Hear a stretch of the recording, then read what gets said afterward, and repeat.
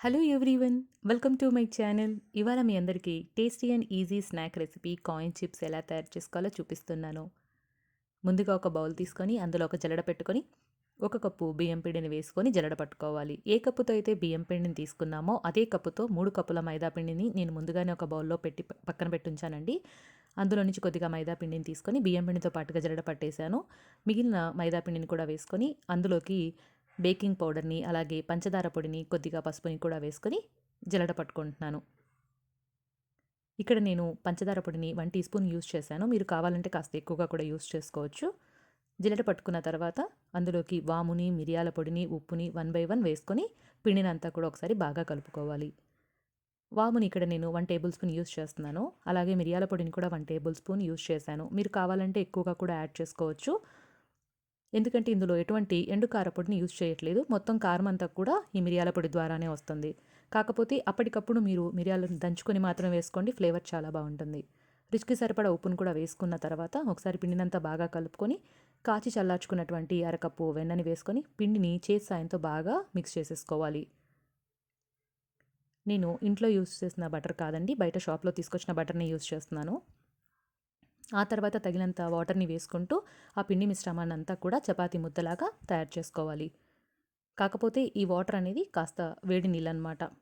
గోరువెచ్చగా అయినా పర్లేదు కానివ్వండి, బాగా మసిలిన వాటర్‌ని మాత్రం వేసుకోకండి.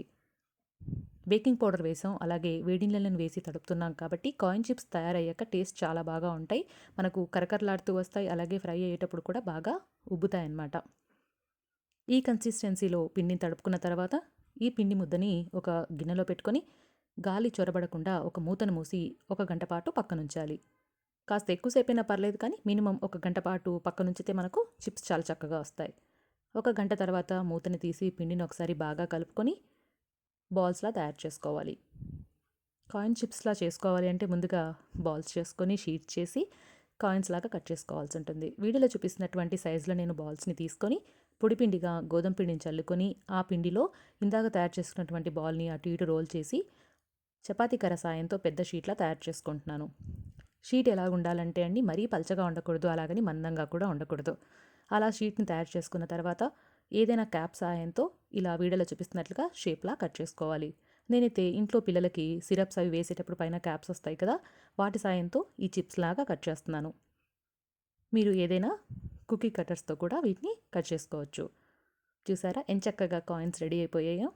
చాలా చక్కగా ఉన్నాయి కదండీ! బనానా చిప్స్ లాగా అనిపిస్తున్నాయి నాకైతేను.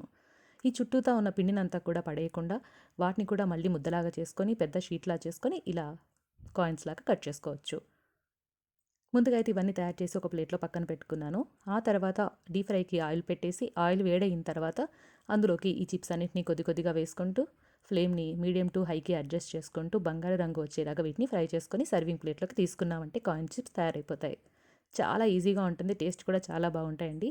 పిల్లలకి స్నాక్స్‌గా బాగుంటాయి. అలాగే జర్నీస్‌కి కూడా చాలా బాగుంటాయి. ఒక్కరమే చేసుకోలేమనుకోండి, షీట్స్ లాగా తయారు చేసి పిల్లలకిస్తే వాళ్ళు షేప్స్ లాగా కట్ చేసి ఇస్తారు. మనం హ్యాపీగా ఫ్రై చేసేసుకోవచ్చు.